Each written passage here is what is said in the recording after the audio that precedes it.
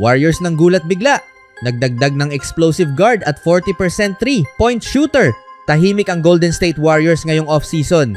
Walang malaking blockbuster move na agad nagpaingay sa buong NBA at sa halip na gumawa ng napakalaking pagbabago, pinili ng Warriors na panatilihin ang malaking bahagi ng kanilang roster mula noong nakaraang season. Pero ngayon, mukhang may dalawang bagong pyesa na gustong idagdag ng Golden State at pareho silang may kakaibang pwedeng dalhin sa team. Ang isa ay isang guard na kayang magbigay ng instant offense mula sa bench. Ang isa naman ay isang veteranong forward na kilala sa kanyang 3-point shooting. At kung magiging tama ang pagkakabuild ng kanilang roles, maaaring mas mahalaga ang dalawang signing na ito kaysa sa unang tingin. Ang dalawang bagong pangalan na iyon ay sina Brandon Williams at Georges Niang. Ayon sa ESPN NBA insider na si Shams Charania, nagkasundo ang Golden State at Brandon Williams sa isang 1-year contract na nagkakahalaga ng 2.6 million. Hindi nagtagal, nakipag-agree rin ang Warriors kay free agent forward Georges Niang para sa isang 1-year deal na nagkakahalaga ng 3.9 million. Sa kabuuan, nagdagdag ang Golden State ng dalawang manlalaro sa halagang 6.5 million. Pero ang mas mahalagang tanong ay hindi kung magkano ang kanilang kontrata. Ang tanong ay, ano ba talaga ang role nila sa Warriors? At para kay Brandon Williams, maaaring mas interesting ang sagot kaysa sa inaasahan ng marami. Si Williams ay isang 6'1" point guard na galing sa Dallas Mavericks. Noong 2025 to 26 season, nagkaroon siya ng pinakamagandang statistical season ng kanyang career. Sa 66 games, nag-average siya ng 13 points at 3.9 assists kada laro. Naglaro rin siya ng average na 22.2 minutes bawat gabi, ang pinakamaraming playing time na natanggap niya mula nang pumasok siya sa NBA bilang undrafted rookie noong 2021. At hindi ito isang player na ngayon lamang nakilala ng Dallas. 3 nakaraang seasons siyang bahagi ng Mavericks roster bago dumating ang bagong chapter na ito sa Golden State. Bago siya napunta sa Dallas, nagsimula ang NBA journey niya sa Portland Trail Blazers. Noong 2025 to 26 season, nag-average siya ng 12.9 points sa 24 games. Pero may isang bagay tungkol kay Williams na maaring nagustuhan ng Warriors. Hindi siya kailangang maging starter para maging effective. At kung titingnan ang kasalukuyang Golden State roster, mukhang iyon mismo ang maaaring maging role niya dahil puno na ng guards ang Warriors. Nariyan si Stephen Curry, nariyan si Brandon Podziemski, may Moses Moody, may Will Richard, may LJ Cryer, may Gary Payton II, at mayroon ding DeAnthony Melton, kaya hindi madaling makakuha ng malaking role si Williams. Pero maaaring hindi naman iyon ang kailangan niya. Maaaring ang Golden State ay naghahanap ng player na pwedeng pumasok mula sa bench at biglang baguhin ang momentum ng laro. At dito maaaring maging dangerous si Williams dahil alam na ng Warriors kung ano ang kaya niyang gawin. Naranasan na nila ito mismo. Noong Christmas Day noong 2025, habang miyembro pa siya ng Mavericks, isa si Williams sa mga naging problema ng Golden State. Halos hindi siya ma-miss noong araw na iyon. Nagtala siya ng 26 points habang nag-shoot ng 9 off 12 mula sa field. At kung iisipin mo na iyon na ang pinakamalaking scoring performance niya, may mas malaki pa pala. Noong March 7, 2025 laban sa Memphis Grizzlies, nagkaroon siya ng career high na 31 points. Nag-shoot siya ng 10 off 15 mula sa field, kabilang ang 4 off 8 mula sa 3-point range. Pero hindi lamang scoring ang ginawa niya.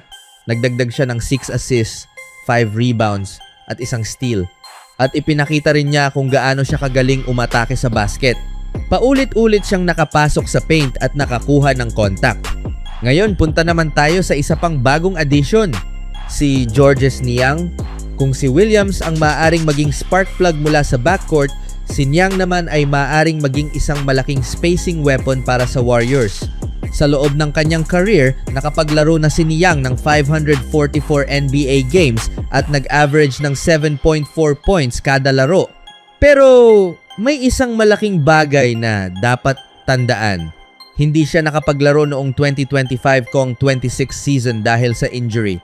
Kaya ang malaking tanong dito ay simple, healthy na ba siya? At kaya ba niyang bumalik sa dating level niya? Kung oo, maaring maging napakaganda ng fit niya sa Golden State. Dahil sa loob ng isang dekada sa NBA, napatunayan na ni Niang na isa siyang reliable role player at credible 3-point shooter. At sa buong career niya, nasa paligid ng 40% ang kanyang 3-point shooting. Para sa isang Warriors team na nakapaligid kay Stephen Curry, napakahalaga ng ganoong klase ng player. Si Williams ay 26 taong gulang na guard mula Los Angeles. Nag-aral siya sa Crespi Carmelite High School sa Encino, California at doon niya naging teammate si DeAnthony Melton. Magkasama silang naging dominanting duo noong high school. Magkaiba sila pero maaaring mag-complement ang kanilang roles. At iyon ang mahalaga para sa isang team na gustong manatiling competitive habang pinapanatili ang malaking bahagi ng kanilang core. Hindi kailangan ng Warriors na baguhin ang lahat. Kailangan lamang nilang punan ang mga kakulangan. At maaaring iyon mismo ang ginagawa nila. Pero syempre may malaking caveat. Hindi pa natin alam kung gaano kalaki ang magiging role ng dalawang bagong players.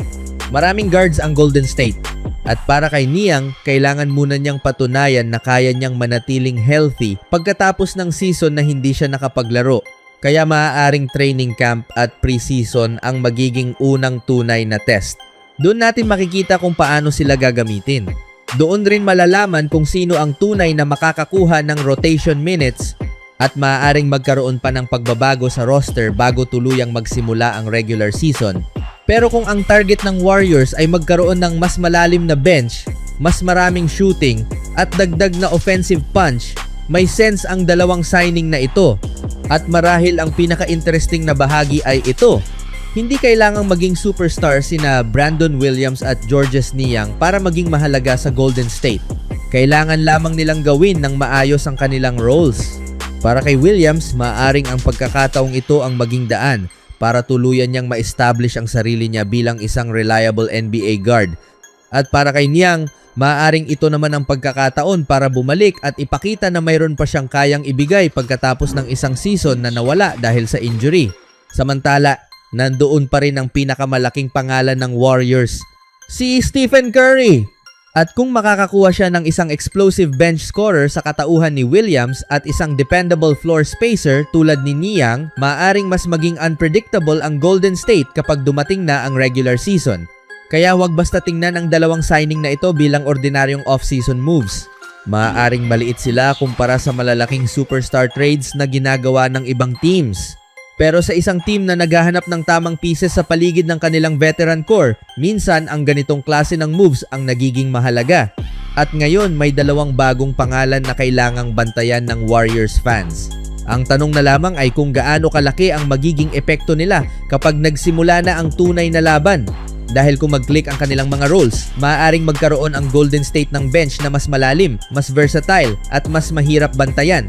At baka sa pagtatapos ng season, mapatunayan na ang dalawang seemingly quiet signings na ito ay kabilang pala sa mga pinakamahalagang moves ng Warriors off-season. Kung nagustuhan mo ang ganitong klase ng NBA updates, rumors, trades at breaking news, huwag mong kalimutang i-like ang video at mag-subscribe sa ating channel. I-click na rin ang notification bell para hindi mo ma-miss ang mga bagong balita, lalo na't papalapit na ang bagong NBA season at siguradong marami pang malalaking moves ang mangyayari.